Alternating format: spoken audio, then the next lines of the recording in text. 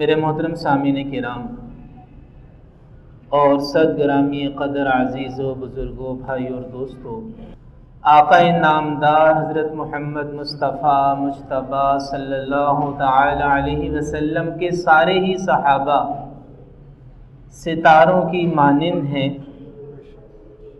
قیامت تک آنے والا انسان جس صحابی کے نقش قدم کی پیروی کرے گا، ہدایت کے رستے پر چلے گا، جنت کے رستے پر چلے گا، کامیابی کے رستے پر چلے گا۔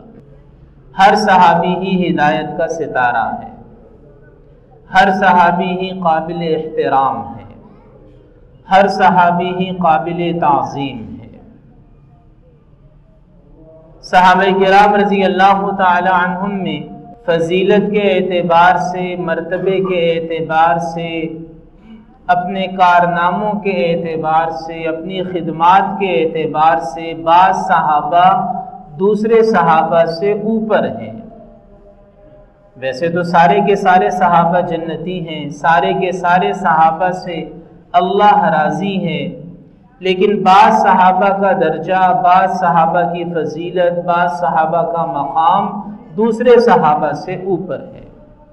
وہ صحابہ کرام رضی اللہ تعالی عنہم جو بہت بڑے مرتبے کے حامل ہیں، بہت بڑی فضیلت کے حامل ہیں، بہت بڑے درجے کے حامل ہیں، جن کے بہت عظیم کارنامے ہیں، ان میں سے ایک صحابی رسول پاک صلی اللہ علیہ وسلم کے خاص صحابی، رسول پاک صلی اللہ علیہ وسلم کے چچا زاد بھائی بھی ہیں، صحابی بھی ہیں، رسول پاک صلی اللہ علیہ وسلم کے داماد ہیں، رسول پاک صلی اللہ علیہ وسلم کی سب سے زیادہ لاڈلی اور چہیتی بیٹی سیدہ فاطمۃ الزہراء رضی اللہ تعالی عنہ کے شوہر ہیں۔ ان کا نام نامی، اسم گرامی سیدنا علی بن ابی طالب کرم اللہ وجہہ ہے۔ بہت بڑی فضیلت والے صحابی، اسلام کے لیے ان کی بے شمار خدمات، رسول پاک صلی اللہ تعالی علیہ وسلم سے ان کا تعلق بے مثال، اسلام کے لیے ان کی خدمات بے مثال۔ حضرت علی المرتضیٰ رضی اللہ تعالی عنہ کو یہ اعزاز حاصل ہے کہ رسول پاک صلی اللہ تعالی علیہ وسلم کے پورے خاندان میں سب سے پہلے آپ صلی اللہ علیہ وسلم کی حمایت کے لیے کھڑے ہونے والے سیدنا علی بن ابی طالب رضی اللہ عنہ ہیں۔ جب نبی پاک صلی اللہ تعالی علیہ وسلم نے اپنے خاندان کو اللہ کے دین کی دعوت دی تو سب نے اس دعوت کو جھٹلایا، لیکن سیدنا علی رضی اللہ تعالی عنہ کھڑے ہو گئے اور کہا کہ اگرچہ میری عمر کم ہے لیکن میں پھر بھی آپ کی حمایت کے لیے تیار ہوں۔ بالکل شروع کے زمانے میں اسلام قبول کیا اور پھر اپنی شہادت تک اس وعدے کو نبھایا، اس وفاداری کو نبھایا، ساری زندگی اسلام کے لیے وقف کر دی، ساری زندگی مسلمانوں کے لیے وقف کر دی، ساری زندگی اسلام کی خدمت کے لیے وقف کر دی، زندگی کا ایک ایک لمحہ رسول پاک صلی اللہ علیہ وسلم کی محبت میں، اللہ کے خوف کے ساتھ مسلمانوں کی خدمت میں گزارا۔ سیدنا علی المرتضیٰ رضی اللہ تعالی عنہ کے بے شمار فضائل ہیں۔ قرآن مجید میں اللہ نے جہاں بھی صحابہ کرام کی تعریف کی، سیدنا علی رضی اللہ عنہ کی تعریف بھی آئی۔ جب اللہ نے فرمایا کہ آمنو کما آمن الناس، ایسے ایمان لاؤ جیسے یہ لوگ صحابہ کرام ایمان لائے۔ جب اللہ نے فرمایا اولئک هم الراشدون، یہ سب ہدایت یافتہ ہیں۔ جب اللہ نے فرمایا لقد رضی اللہ عن المؤمنین اذ یبایعونک تحت الشجرہ، اللہ ان سب ایمان والوں سے راضی ہو گیا جنہوں نے حدیبیہ کے مقام پر درخت کے نیچے رسول پاک صلی اللہ علیہ وسلم کے دست اقدس پر بیعت کی۔ جب اللہ نے فرمایا کہ محمد الرسول الذین معہ اشداء علی الکفار رحماء بینہم، کہ محمد تو اللہ کے رسول ہیں اور جو آپ کے ساتھ ہیں آپس میں رحم دل ہیں، کافروں کے مقابلے میں سخت ہیں۔ جب اللہ نے یہ آیات نازل فرمائی تو حضرت علی المرتضیٰ رضی اللہ عنہ کی فضیلت ان سے معلوم ہے۔ نبی پاک صلی اللہ تعالی علیہ وسلم مکہ مکرمہ میں تھے تو حضرت علی المرتضیٰ رضی اللہ عنہ ساتھ تھے ہر مشکل وقت میں۔ شیب ابی طالب کے اندر 3 سال قیام رہا، 3 سال محصور رہے، بڑی تکلیف کا زمانہ تھا، سختی کا زمانہ تھا۔ حضرت علی المرتضیٰ رضی اللہ عنہ ساتھ تھے۔ جب ہجرت فرمائی، ہجرت کی رات جب رسول پاک صلی اللہ علیہ وسلم اپنے رفیق خاص سیدنا ابو بکر صدیق رضی اللہ عنہ کے ہمراہ روانہ ہوئے تو اس مشکل وقت میں کہ جب مشرکین مکہ نے مبارک گھر کا محاصرہ کیا ہوا تھا اور رحمت کائنات صلی اللہ علیہ وسلم کو شہید کرنا چاہتے تھے، اس وقت رسول پاک صلی اللہ علیہ وسلم نے اپنے مبارک بستر پر جن صحابی کو سلایا وہ حضرت علی المرتضیٰ رضی اللہ تعالی عنہ۔ سازشیں ہو رہی تھی، مشرکین جان کے در پہ تھے، رسول پاک صلی اللہ علیہ وسلم کے بستر مبارک پر حضرت علی رضی اللہ تعالی عنہ کو آپ نے سونے کا حکم دیا اور فرمایا جو امانتیں ہمارے پاس ہیں یہ امانتیں لوگوں کو واپس کر کے تم بھی مدینہ منورہ چلے آنا۔ تو جب مدینہ منورہ پہنچے تو رسول پاک صلی اللہ تعالی علیہ وسلم نے ایک مہاجر کو ایک انصاری کا بھائی بنایا۔ آپ جانتے ہیں مواخات مدینہ کا موقع، ایک انصاری صحابی ایک مہاجر صحابی، رسول پاک صلی اللہ علیہ وسلم نے انہیں بھائی بھائی بنایا۔ حضرت علی رضی اللہ تعالی عنہ کو اس موقع پر رسول پاک صلی اللہ علیہ وسلم نے اپنا بھائی قرار دیا، یعنی ہر ایک صحابی کو دوسرے صحابی کا بھائی بنایا، ایک مہاجر کو ایک انصاری کا بھائی بنایا۔ رسول پاک صلی اللہ علیہ وسلم نے حضرت علی المرتضیٰ رضی اللہ عنہ کو اس موقع پر اپنا بھائی بنایا، اپنا بھائی قرار دیا اور فرمایا کہ تم میرے لیے ایسے ہی ہو جیسے حضرت ہارون علیہ السلام حضرت موسیٰ علیہ السلام کے لیے تھے۔ فرق یہ ہے کہ حضرت ہارون نبی تھے لیکن میرے بعد نبوت نہیں ہے۔ سیدنا علی المرتضیٰ رضی اللہ تعالی عنہ تمام موقعوں پر، تمام غزوات میں نبی پاک صلی اللہ علیہ وسلم کے ہمراہ رہے۔ غزوہ خیبر کے اندر آپ کی بہادری اور شجاعت کا یہ عالم تھا کہ حضرت علی رضی اللہ عنہ کا لقب ہی فاتح خیبر ہے، لقب ہی فاتح خیبر ہے۔ غزوہ خیبر کے موقع پر جب قلعہ فتح نہیں ہو رہا تھا تو رسول پاک صلی اللہ علیہ وسلم نے ایک دن پہلے فرمایا کہ میں کل ایسے شخص کو جھنڈا دے کر بھیجوں گا کہ جس سے اللہ بھی محبت کرتا ہے اور اللہ کے رسول صلی اللہ علیہ وسلم بھی محبت کرتے ہیں۔ اور ان دنوں حضرت علی المرتضیٰ رضی اللہ عنہ کی آنکھ میں تکلیف بھی تھی، لیکن رسول پاک صلی اللہ علیہ وسلم نے اگلے دن سیدنا علی المرتضیٰ رضی اللہ تعالی عنہ کو بلایا، اپنا لعاب دہن ان کی آنکھوں میں ڈالا، وہ فوراً شفا یاب ہو گئے۔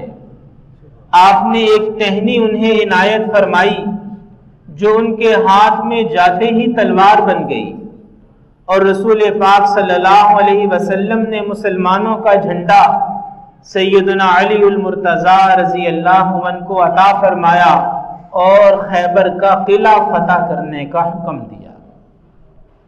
اللہ جل جلالہ کی مدد و نصرت نازل ہوئی اور اللہ نے اس قلعے کو جو کئی دن سے فتح نہیں ہو رہا تھا سیدنا علی المرتضیٰ رضی اللہ تعالیٰ عنہ کے ہاتھوں فتح کر دیا۔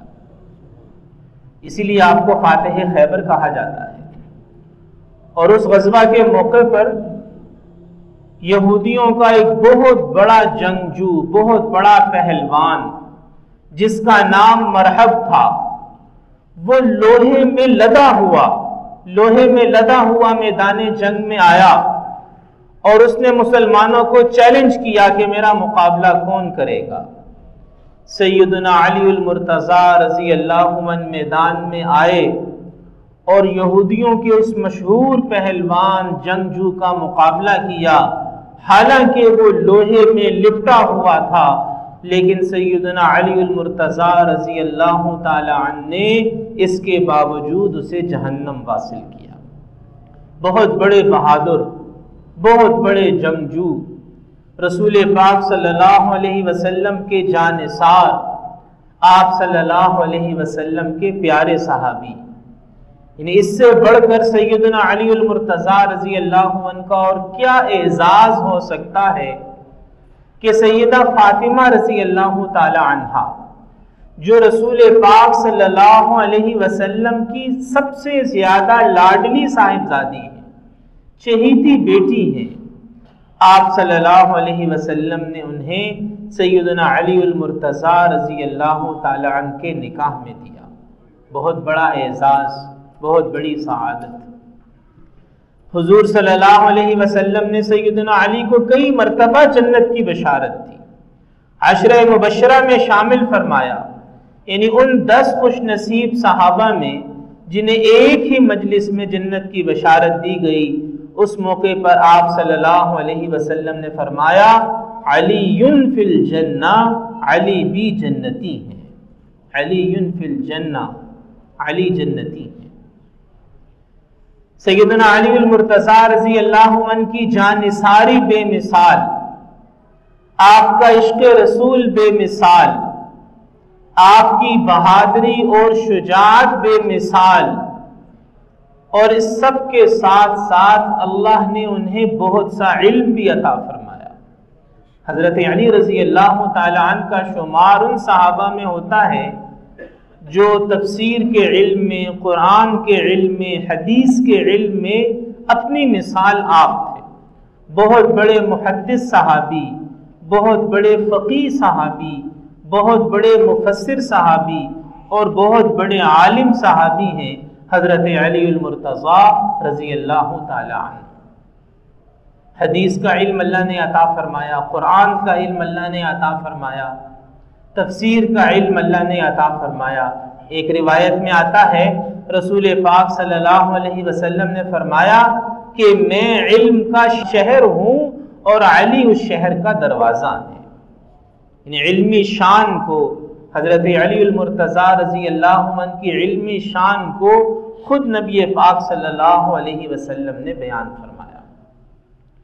اور یہی وجہ تھی سیدنا علی المرتضیٰ رضی اللہ عنہ کی علمی شان ایسی تھی، آپ کا علمی مقام ایسا تھا کہ سیدنا ابو بکر صدیق رضی اللہ عنہ اور سیدنا عمر بن الخطاب رضی اللہ عنہ حضرت علی رضی اللہ عنہ کو ہمیشہ اپنے قریب رکھتے تھے اپنے زمانے خلافت میں، تاکہ ان سے حکمت لی جائے، ان سے علم لیا جائے، دانائی سیکھی جائے، قرآن و سنت کے مطابق فیصلے کیے جائیں۔ حالانکہ وہ خود بھی بڑے بڑے فقہا صحابہ تھے، بڑے بڑے فقہا صحابہ، لیکن سیدنا علی رضی اللہ تعالی عنہ سے بھی استفادہ کرتے تھے۔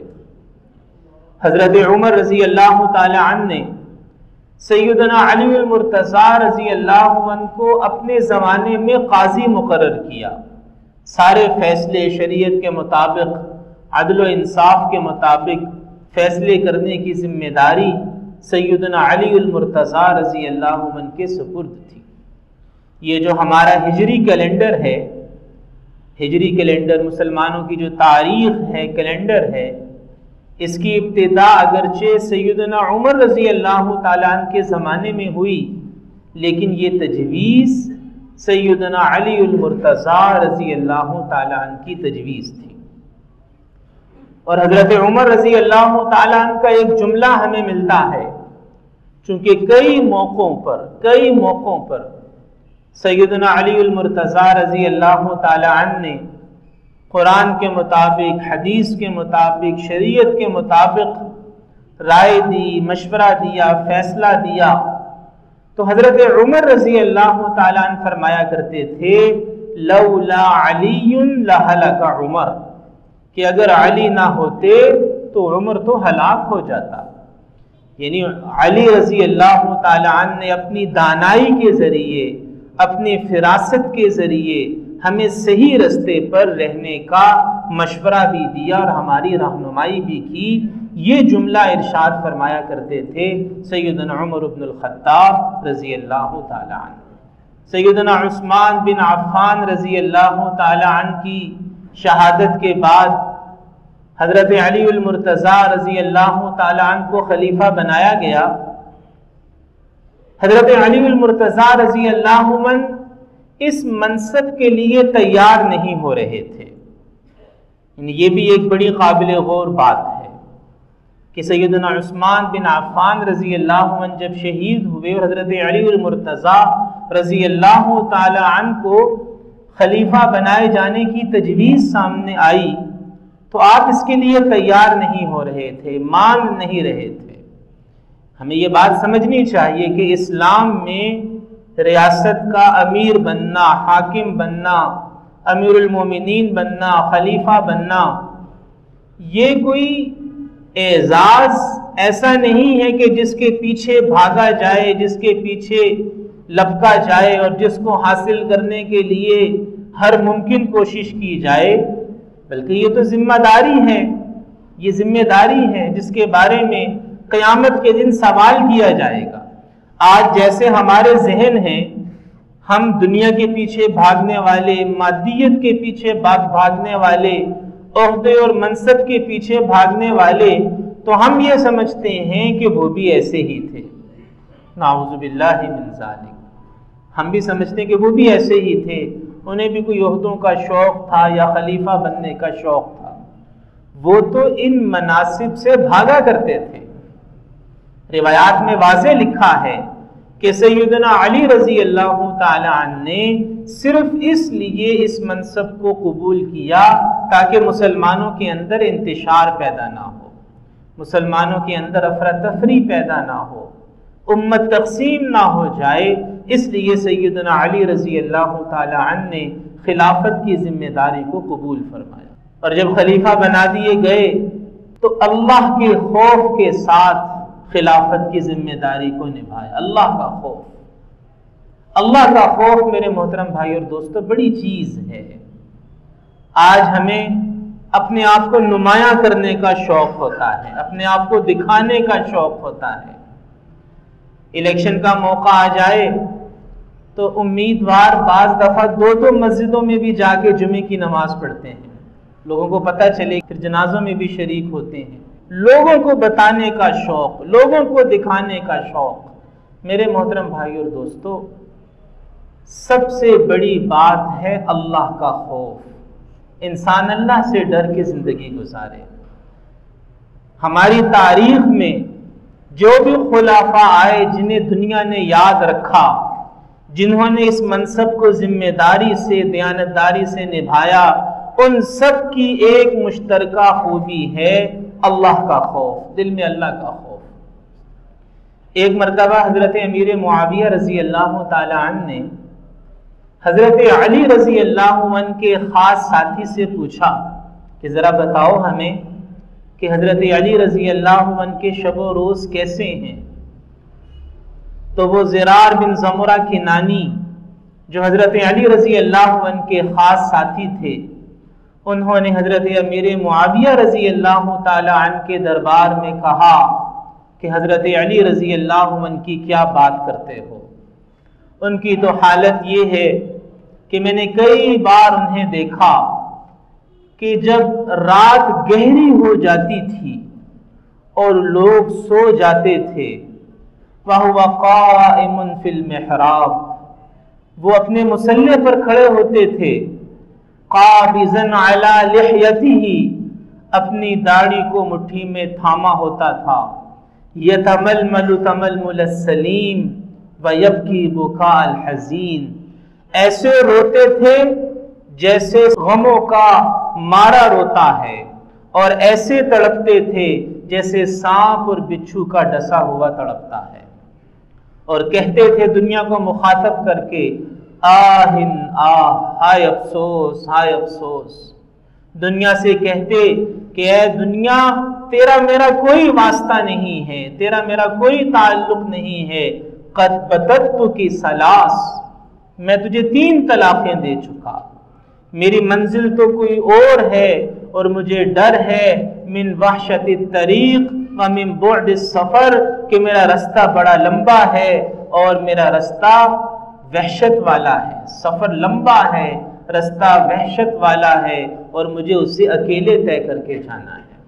یہ ہیں خلیفہ کی راتیں، یہ ہیں مسلمان خلیفہ کی راتیں، دن کو لوگوں کی خدمت میں لگے ہوئے اور رات کو اللہ کے آگے رو رہے ہیں، فریاد کر رہے ہیں۔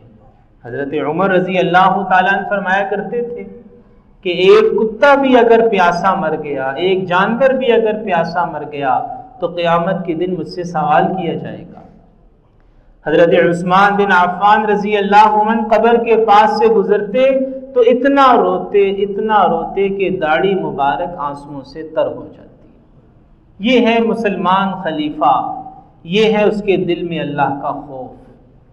آج میرے محترم بھائی اور دوستو، ہمارا المیہ یہ ہے کہ آج ہم شخصیات کی عقیدت میں کھو گئے، بس انہیں ہمیں ایک شخصیت سے محبت ہے، اس سے عقیدت ہے، ہم اس کی عقیدت اور محبت کو کافی سمجھ رہے ہیں، حالانکہ عقیدت اور محبت کا اصل معیار یہ ہے کہ ہم نے اس پیغام کو لیا یا نہیں لیا۔ علی حجویری رحمۃ اللہ علیہ اس لاہور کے بہت بڑے بزرگ اللہ والے یہاں مدفون ہیں۔ آپ یہ دیکھیے کہ آج ان سے ہماری عقیدت کیسی ہے اور ان کی تعلیمات کا ہماری زندگی میں کیا اثر ہے۔ علی حجویری رحمۃ اللہ علیہ کی لکھی ہوئی کتابیں خالص توحید پر مبنی کتابیں ہیں، ان کا پیغام خالص توحید کا پیغام ہے، سنت کا پیغام ہے، شریعت پر عمل کا پیغام ہے۔ اسی طرح پیچھے چلے جائیے، صحابہ کرام سے، آل رسول صلی اللہ علیہ وسلم سے ہماری عقیدت اور ان کی تعلیمات پر ہمارا عمل، یہ دونوں مختلف جہتوں میں چلے گئے معاملات۔ یعنی یہ شخصیات، ان شخصیات کا مبارک پیغام، ان شخصیات کی مبارک زندگی، میں نے چند مثالیں آپ حضرات کے سامنے پیش کی۔ سیدنا علی المرتضیٰ رضی اللہ تعالیٰ عنہ کا مقام و مرتبہ، دین کے لیے ان کے خدمات، اللہ کا خوف، ذمہ داری کا احساس، شریعت پر عمل، یہ ہے اصل عقیدت، یہ ہے ان سے محبت کا اصل اظہار۔ ہم نے یہ سمجھ لیا کہ بس نعرے لگا لو، اسٹیکر لگا لو، جھنڈے لہرا لو اور حق ادا ہو گیا۔ نہیں میرے محترم بھائی اور دوستو، اصل تو اتباع ہے۔ یعنی ایک آدمی اپنے والد سے محبت کا اظہار کرے دن رات کہ مجھے اپنے ابا جان سے بڑی محبت ہے، بڑی محبت ہے، میں تو ابا جی کا عاشق ہوں، میں ان پہ جان نچھاور کرنے کے لیے بھی تیار ہوں۔ لیکن ابا جان اگر کہتے ہیں کہ بیٹا ذرا پانی پلا دو، ذرا دوائی لا دو، بازار سے سودا سلف لے آؤ، تو وہ کہے کہ ابا جی یہ میں نہیں کر سکتا، عشق ہے، بے مثال عشق ہے مجھے آپ سے، محبت ہے، لیکن یہ میں آپ کا حکم نہیں مان سکتا، میں آپ کا کہا پورا نہیں کر سکتا۔ تو ایسے شخص کو کیا کہا جائے گا؟ شخصیات سے محبت کا مطلب یہ ہوتا ہے کہ ہم ان کا کہاں مانیں، ہم ان کی تعلیمات کو اپنا اوڑھنا بچھونا بنائیں، اور ہم ان کے نقش قدم کی پیروی کریں، جن مقاصد کے لیے انہوں نے اپنی زندگیاں لٹا دیں، اپنی زندگیاں نچھاور کر دیں، اس مقصد کو ہم مضبوطی سے تھام کے رکھیں۔ عشق اور محبت کا مطلب یہ ہوتا ہے۔ اللہ پاک ہمیں ان سب باتوں کو سمجھ کر ان پر عمل کرنے کی توفیق عطا فرمائے۔ وآخر دعوانا ان الحمد للہ رب العالمین۔